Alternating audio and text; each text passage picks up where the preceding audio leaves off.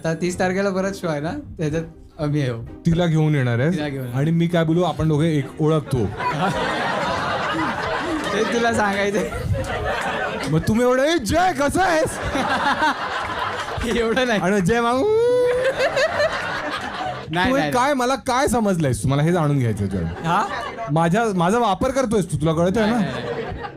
तुला काय करायचंय काय हा? याच्यात, साध्य काय करायचंय तुला?